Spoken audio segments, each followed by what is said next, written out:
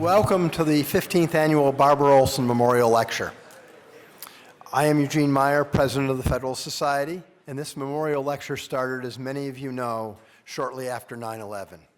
Ted Olson's inaugural lecture reminded us of what it means to be an American and how our legal system is a critical part of our identity as Americans. Perhaps we could stand to be reminded of that again today. Both Ted and Barbara, and Ted unfortunately can't be here today. He was scheduled to be here, and the weather messed up his transportation, and he's out of town and remaining out of town, unfortunately. But both Ted and Barbara understood this connection. We want the lecture series to remind lawyers of it, so they foster legal principles that advance individual freedom, personal responsibility, and the rule of law.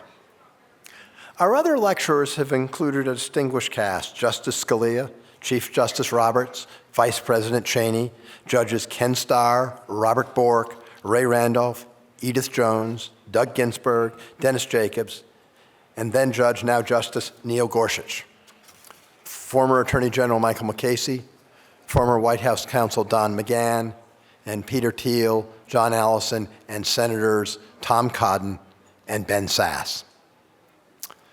This brings us to today's lecture. It's my honor to introduce for this year's Barbara Olson Lecture the Honorable Jeff Sutton, who was a judge for the United States Court of Appeals for the Sixth Circuit.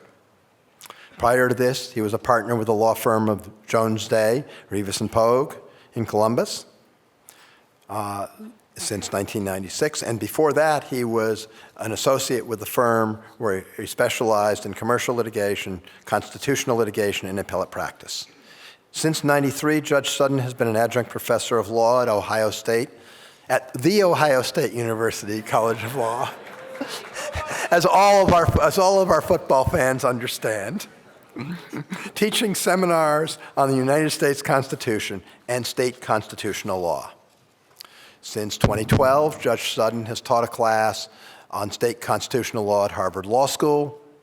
From '95 to '98, he was the state solicitor for the state of Ohio.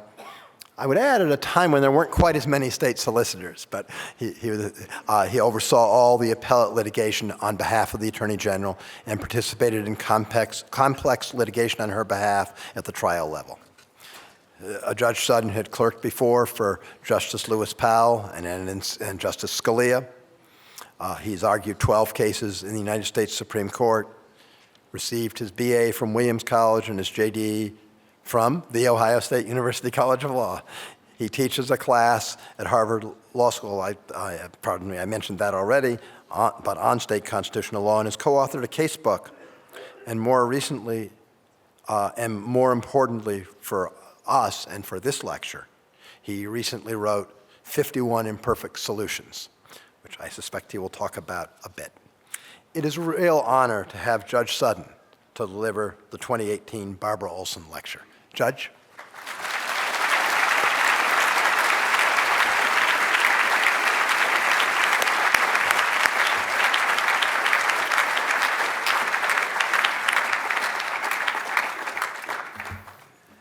Wow, thank you, Gene.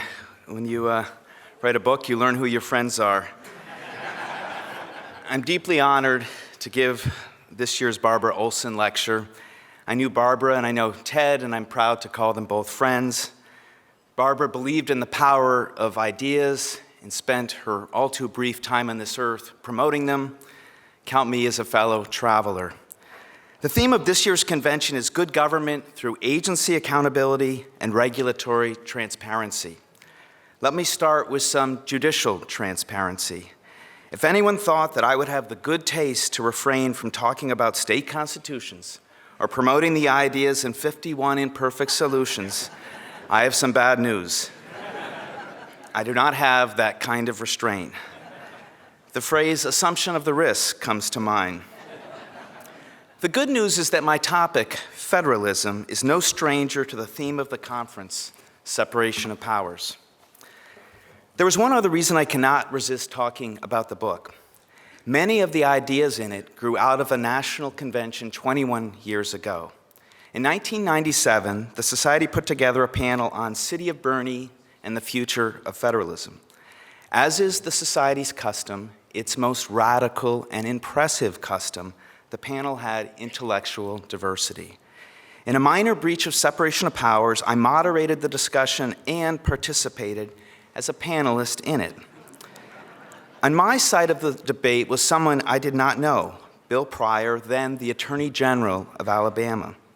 The two of us were picked to carry the state side of the debate on the theory that we would agree with each other, because he was the Alabama AG and I was the Ohio SG. That's not how it worked out. As I neared the end of my presentation, I made a passing comment about the reality that state courts can do all kinds of innovative things under the banner of federalism, including invalidating state school systems, state funding systems under their own constitutions. Bill did not like that idea one bit. He had suffered through the defense of one such lawsuit in Alabama, and he proceeded to grill me about the utter failings of these lawsuits.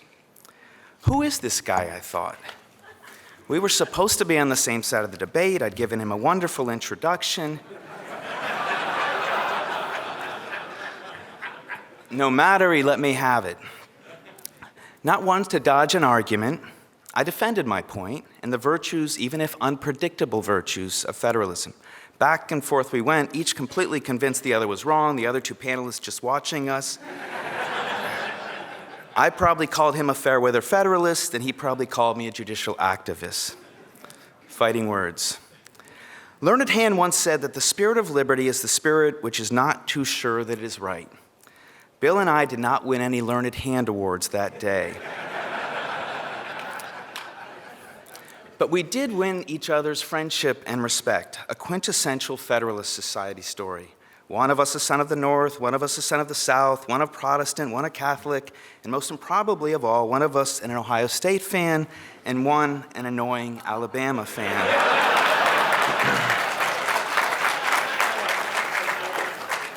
Easily the best line in the talk. What mattered was a shared interest in getting the big questions right, even if it meant arguing about them from time to time. Bill still second guesses me now and then. Just this past week, as if on cue, he sent me an email questioning one of my decisions. What are friends for?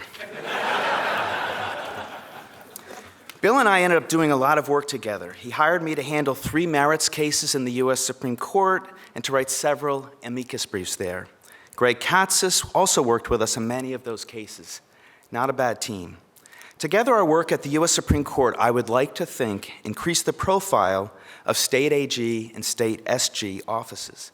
Before long, Bill created an SG position for Alabama, the second occupant of which was Kevin Newsom. The Ohio office continues to have a good reputation, and Texas played a leadership role as well. In the 1990s, the late and much beloved Greg Coleman got the Texas SG position off the ground, and it too has flourished with help from the likes of Ted Cruz, Jim Ho, Kyle Duncan, and Andy Oldham, among others. Just recently, New Hampshire became the 40th state to create a state SG position. All of this has been good for American law, and the Federalist Society had a lot to do with it. By insisting on intellectual diversity in its programs, the Society incubates good ideas and makes good ideas better. And by devoting so much programming to separation of powers, it's really frankly quite exhausting, the Society never lets us lose sight of the most essential but most neglected question in American constitutional law: who decides? So enough about me and the Federalist Society. Let's talk about me and my book.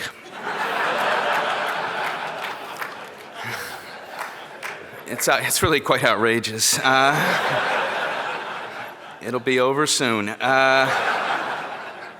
My position is that we have lost track of how to identify and develop judicially enforceable rights, and in the process, lost track of our constitutional roots. Let me offer a few reasons why we need to take state constitutions and the courts that interpret them more seriously. One is historical. The individual rights we prize the most, free exercise, free speech, due process, right to counsel, all originated in the state constitutions. The greatest era of constitution writing in this country, indeed in world history, was between 1776 and before the fabled summer of 1787 in Philadelphia. Whether it's the individual rights provisions in the original U.S. Constitution or the Bill of Rights, they were authored by the framers of the state constitutions, not the other way around. The foundational idea was that the state courts would be the first responders in addressing new infringements on liberty, and the state constitutions would be the principal shields in saving individuals from new threats to their freedom. In truth, the 1787 Philadelphia Convention involved more cutting and pasting than original drafting. The only truly patentable idea that came out of the convention was, in Justice Kennedy's words, splitting the atom of sovereignty, a division of vertical power that gave birth to American federalism and that gave birth to dual roles for state and federal courts in protecting constitutional liberties. A second point is this: anyone who cares about judicially enforceable rights should prefer two shots rather than just one to invalidate a state or local law or to protect against a state or local criminal prosecution. There are 51 constitutions in this country and 51 high courts to interpret them. The key individual rights protections appear in virtually every state constitution as well as the federal constitution. Only a lawyer half interested in obtaining relief for his client would pay attention to just one of those shots. And only a law school that wanted its graduates to be half equipped to solve their clients' problems would neglect teaching the second shot, the state shot. Given the frequency with which lawyers put all of their efforts in just one place, the U.S. Constitution, it's fair to revisit that age-old existential question: are American basketball players smarter than American lawyers? The answer is easy, and it's an indictment of our shared profession. No American basketball player ever took just one shot after a two-shot foul. My third point is that a renewed interest in state constitutions would be healthy for federal constitutional law and for the U.S. Supreme Court. Year by year, the U.S. Supreme Court exercises more control over our lives. If we federal judges share some of the blame for this development, it's worth remembering that we Americans need to look in the mirror as well. Our country adores judicially enforceable rights, and I doubt any country in world history has embraced them with more gusto than we have. For what it is worth, I'm a skeptic of our modern obsession with judicially enforceable rights. They are overrated in at least two ways. They overrun the compromises often needed to make democracy work, and they rarely settle disputes in a way that creates lasting tolerance of minority perspectives. Let me make the point this way. If I had to pick between the 1964 Civil Rights Act or Brown versus Board of Education, and I could only have one, I would always take the '64 Civil Rights Act. What would you rather have? A country in which 5 to 9 members of a life-tenured court protect our rights, or a country in which we create a legal and social norm in which the majority looks after the interests of the minority? While I may be an optimist, I am not delusional. A legal culture that embraces judicially enforceable rights is not going away anytime soon. So I must deal with the world as it is, not as I wish it could be. In our current world, the incentives to seek winner-take-all victories in Washington, D.C. remain high and will stay high. Who doesn't want to sideline a policy opponent with a constitutional victory at the U.S. Supreme Court? There is just one small problem with this situation. Unless you've been hiding under a rock for the last few decades, you may have noticed that it is getting harder to fill these seats on the U.S. Supreme Court. Indeed, on all of the federal courts. The intensity of the resulting confirmation fights runs the risk of politicizing the U.S. Supreme Court to a degree and a level that cannot be undone. I have no grand solutions here, but I have a strong conviction that increased reliance on state constitutions and state courts will improve matters. Most Americans would embrace this essential insight of federalism. In dealing with new policy challenges, it can be helpful to use the 50 states as laboratories of policy-making experimentation. Why try a novel social experiment on 325 million people and 51 jurisdictions at once? The Brandeis metaphor, of course, refers to state legislatures as these laboratories. All I am saying is that we should apply the same insight in developing constitutional rights. We should start thinking more often of the state high courts as laboratories for constitutional experimentation. So that is my opening argument. I've reserved most of my time for rebuttal. I have a sense from my audience, having given so many talks to FedSoc student and lawyer chapters around the country about the topic for the last year. Bismarck, North Dakota, for what it's worth, in the summer, was my favorite destination. I wasn't expecting it to be that much bigger in applause. But my talk to the Birmingham chapter was the most unusual and had to be a first in FedSoc history. Halfway to Birmingham, I ran into plane delays and soon realized I would not be able to get to the city in time for a noon event.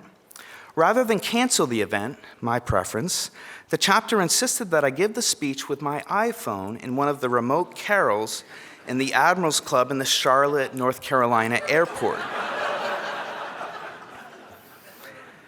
Somehow the folks in Birmingham found a way to put a cell phone up next to a microphone to project my talk. It worked, or so I've been told. Best I could tell from my carol in Charlotte, everyone had left.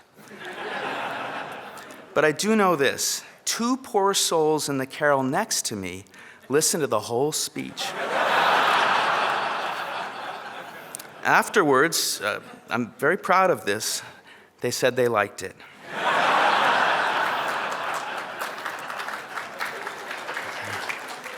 So membership in the Federalist Society grew by 2 that day. As I can attest, and as my presence here today confirms, the Federalist Society brings together a lot of perspectives about constitutional law and about the role of the courts in enforcing it. That Big Tent is well represented by the range and talent of prior Barbara Olson lecturers, a wonderful testament to Barbara. So let me work through what might be the reactions of these past lecturers to what I am saying, and the questions they assuredly would have for me. What would originalists like Justice Scalia, for example, say about this? Or libertarians like John Allison, or restraintists like Judge Borg? You get the idea. Let me start with Justice Scalia, always a good place to start, and always a voice whispering in my ear. So would reinvigorated state constitutionalism be good for originalism? You bet. It not only would be good for originalism, it is indispensable to it. How can anyone call himself an originalist and not take state constitutions seriously? They are the source of our federal rights and the source code for interpreting them. Just read Justice Scalia's second opinion in Heller if you doubt me. One of the key explanations for the decision was the state court interpretations of the state right to bear arm guarantees and the state court's nearly uniform interpretations that they were individual rights, not militia-limited rights. All of this might explain why Justice Scalia, in his last majority opinion for the court, Kansas versus Carr, embraced what I am saying. In his words, I am quoting, "The state courts may experiment all they want with their own constitutions, and often do in the wake of this court's decisions." As support for that claim, he cited an article making the very points I am making today. I don't want to lie, it was my article.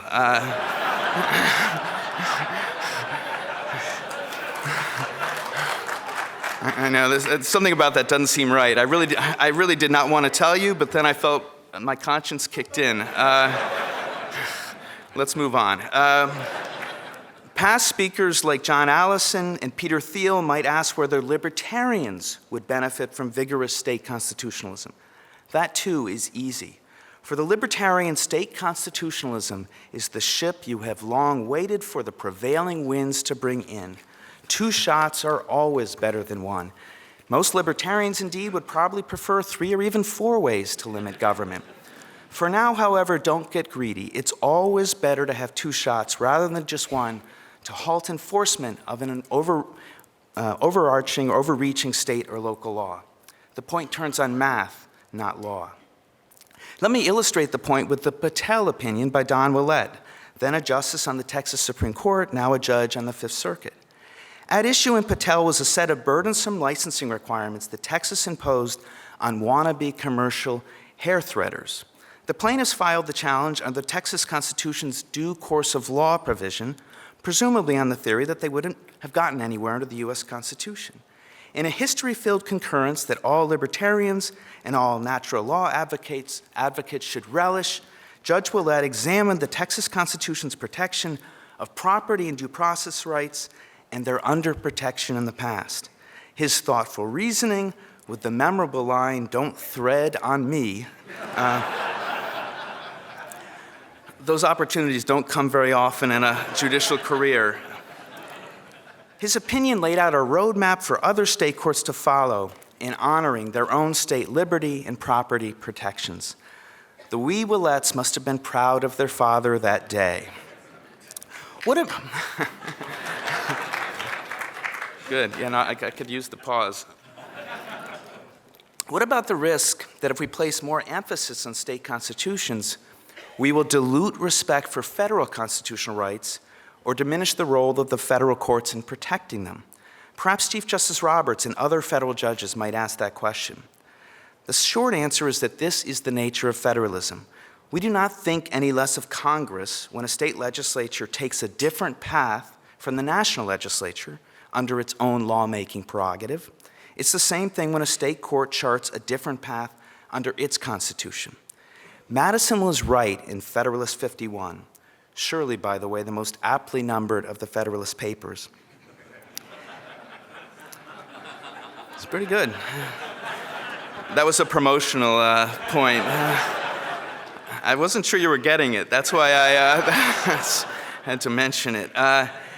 In Madison's words, ambition must be made to counteract ambition. That dictum not only means that state power sometimes limits federal power, but it also means that state courts are free to disagree with the U.S. Supreme Court decisions when exercising their sovereign duty to construe their state constitutions independently. The greatest problem in the judiciary is not when judges show, in Madison's words, that they are not angels. It's much worse when judges come to think of themselves as angels and act on that impulse in overreaching and underreaching ways. That is the story of Dred Scott, and that is the story of Buck versus Bell. The eugenics chapter in American history illustrates this peril and shows one way to avoid it. Most everyone knows about the U.S. Supreme Court's ignominious rejection of Carrie Buck's 14th Amendment claim and the jarring words that Justice Holmes used to justify it. 3 generations of imbeciles is enough. What few people know is that the state courts before 1927, by and large, got the issue right. In 5 of the 6 state court decisions before Buck versus Bell, the state courts granted relief, sometimes under the federal Constitution, often under their own constitutions. After 1927, however, a dozen or so more states enacted eugenics laws, and yet the state court activity and the state innovation stopped. A constitutional tradition in which we assume that federal judges are beyond reproach is not worth preserving. If Jim Crow is Exhibit A, that the state courts and state constitutions sometimes fall down on the job, the eugenics movement is Exhibit A, that the federal courts and federal constitutions sometimes fall down on the job. We should remember both stories, not just one. Reinvigorated state constitutionalism not only may fill liberty gaps left by misbegotten U.S. Supreme Court decisions, it also may relieve pressure on the U.S. Supreme Court to be treated as the only rights protector in the country. That has not been good for the court, or for that matter, fair to it. Anyone worried about the growth in the U.S. Supreme Court's role in American government, as I am, should embrace a partnership with the state high courts in rights interpretation. It might allow for more regional differences of opinion and perhaps more tolerance of them, or it might supply useful information for the court before it decides whether to nationalize a right. One last point on this score. It is remarkable how little we know about or appreciate the day-to-day role of the state courts in preserving the rule of law. In the last year for which we have numbers, 84 million cases were filed in the state courts, 360,000 in the federal courts. If we care about justice and freedom in this country, we should be paying far more attention to the role of state courts in establishing it. Let me echo this keen insight from the historian Leonard Levy. A society reveals itself in its law, and nowhere better than in the reports of the decisions of the state courts. The reports are, however, the wasteland of American legal history. The work of state judges is undeservedly unstudied. So long as that condition exists, there can be no history of American law, and without it, no adequate history of this nation's civilization. He made that observation in 1957. Matters have only gotten worse. Next, I can imagine Justice Gorsuch and Judge Ginsburg wondering what a renewed interest in state constitutions would do for those who care about administrative law.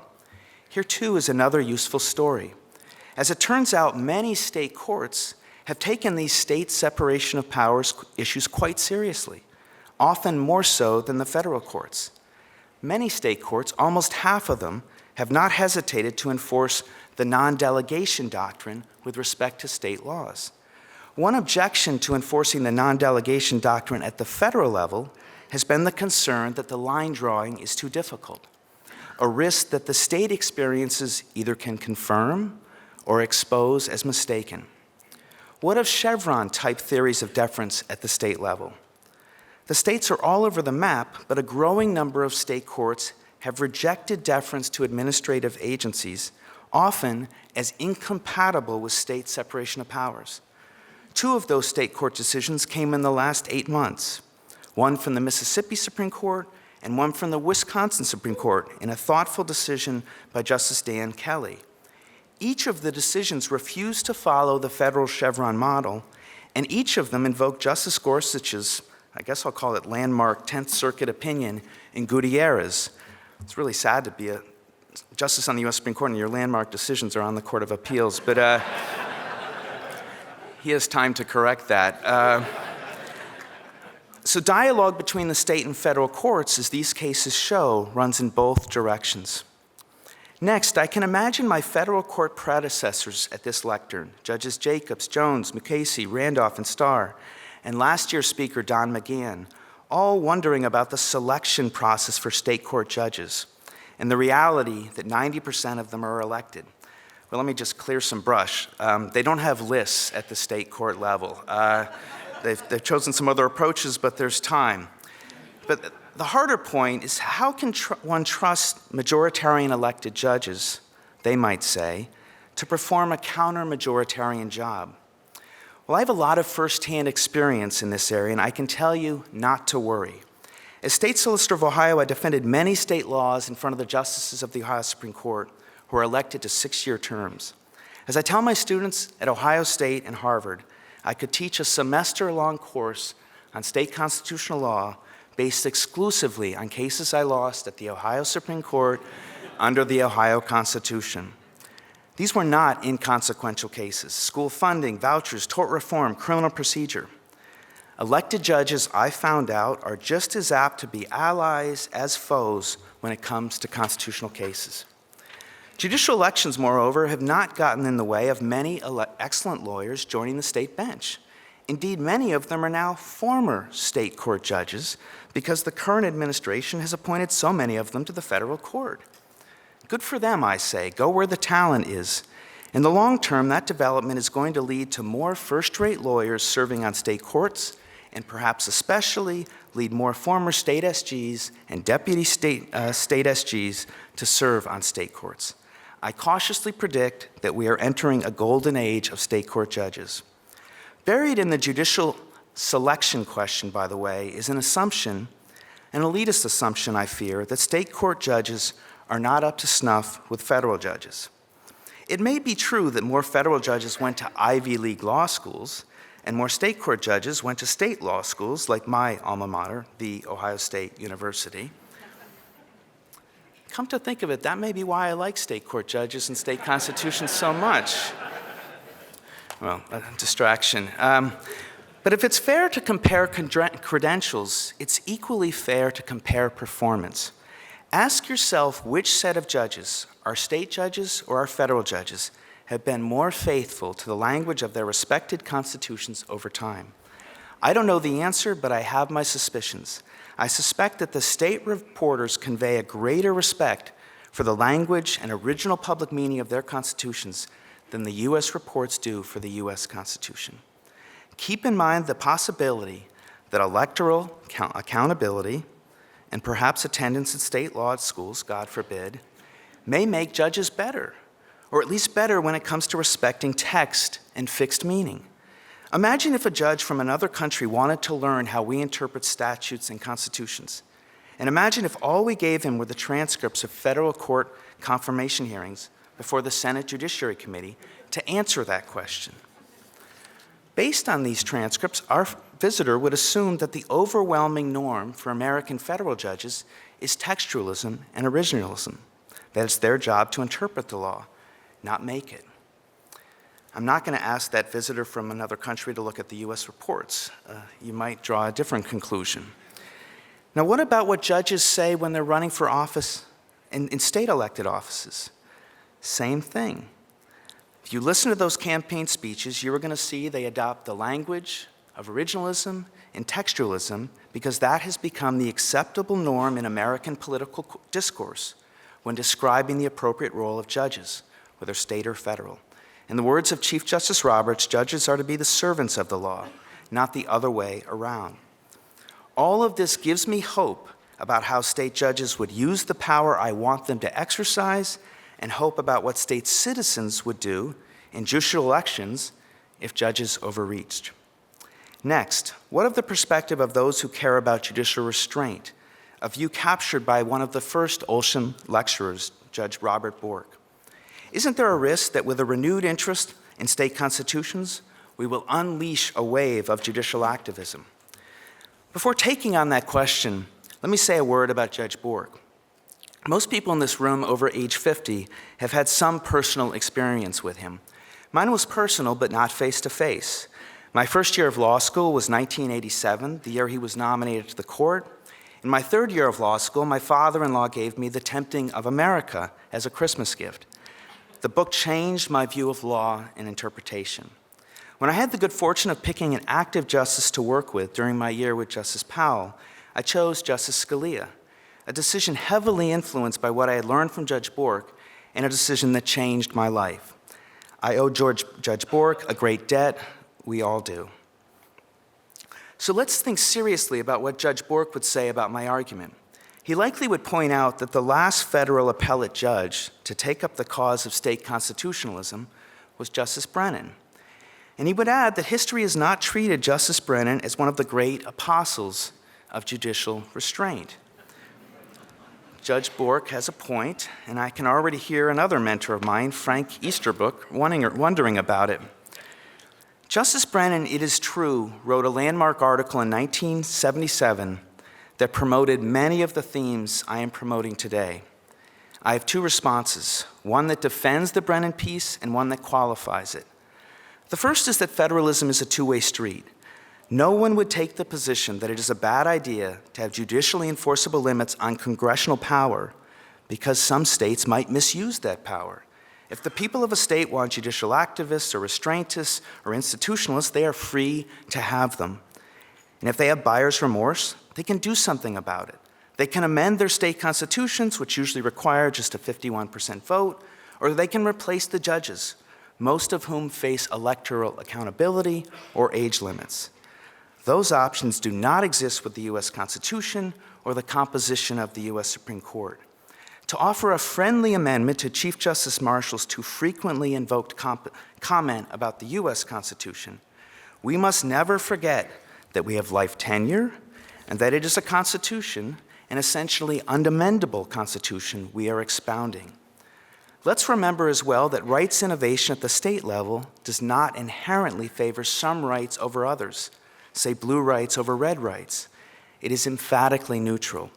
Consider the aftermath of Kelo, the Takings Clause case, which Judge Bork, a believer in restraint, but also an originalist, might have thought failed to account for the original public meaning of the clause. In the first year after the decision, two state Supreme Courts, one from Ohio, one from Oklahoma, rejected the decision in construing their own constitutions' taking clauses. Just as quickly, many state legislatures placed new limits on the eminent domain power. State law developments not only can fill gaps left by US Supreme Court decisions, they also can establish data points for reassessing them. But I do disagree with Justice Brennan in one important respect. This is not a ratchet. State courts may disagree with the U.S. Supreme Court in construing similar state guarantees in both directions, not just one. They may interpret their guarantees to provide more protection or less protection. Otherwise, my approach would not lead to a true free market of constitutional interpretation. In thinking about this, don't make the mistake of assuming that state courts may not go below the federal floor. Metaphors can slay, and that metaphor has done a lot of damage to American constitutional law. There is no floor when it comes to the state courts' interpretation of their constitutions, save for the unusual situation in which the interpretation violates a separate federal guarantee. I can illustrate the point with a well-reasoned concurrence written by Justice Tom Lee on the Utah Supreme Court. In an exclusionary rule case arising under the Utah Constitution, Justice Lee looked at the history of Utah's protection against unreasonable searches and seizures and came to the conclusion that the provision did not come with an exclusionary rule.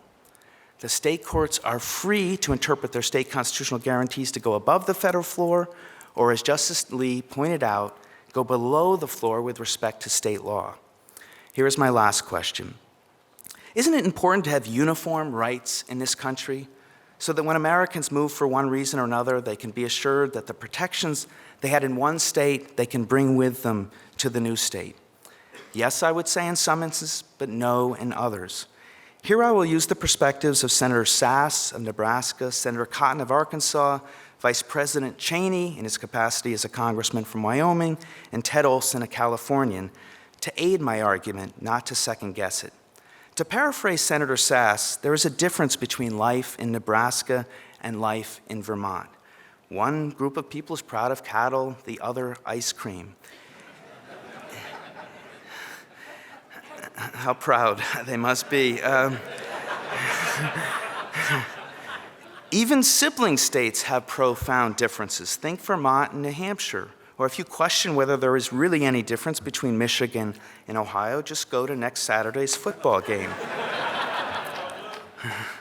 No. Not fair. More to the point, no one can deny the remarkable range of cultural, faith, urban-rural differences in this vast country. I want to start with the presumption that we will respect these differences, not the presumption that we will eliminate them. Is it possible that we 21st century Americans have become incorrigible busybodies? Rather than pick on another state, let me pick on my own, Ohio. Too often I see Ohioans wanting to tell the people of another state, say Wyoming, how to run their lives. And then my Ohio friends become resentful when the people of Wyoming want to return the favor. Would it not make a little more sense for we Ohioans to take care of things in our own backyard, our local communities, cities, states, whether legislatively or through state court decisions? Then having fixed a problem, why not have the courage of our convictions and let other states adopt our solution if they see fit? So I have no problem if state courts construe prohibitions on, say, unreasonable searches and seizures or other guarantees to have more or less protection than the federal guarantee. Yes, we should have uniform protections when the U.S. Constitution requires it, but otherwise, let's remember that this is a very big country, and we would do well to mediate more of these difficult disputes locally rather than racing to Washington to enlist Congress or the court to impose a one-size-fits-all interpretation for all 325 million of us. So I've put a lot on the table. Much as I've tried to account for all of your perspectives, I know nagging doubts remain. This is a Federalist Society meeting, after all, and I would be very disappointed in you if that were not the case. But if we cannot agree on all things, I should hope we can agree on one thing. What a wonderful idea once a year to remember Barbara Olson, a quintessential American in Ted's words, and to remember how she died and how she lived, and to continue generating and debating new ideas in her honor. Thank you.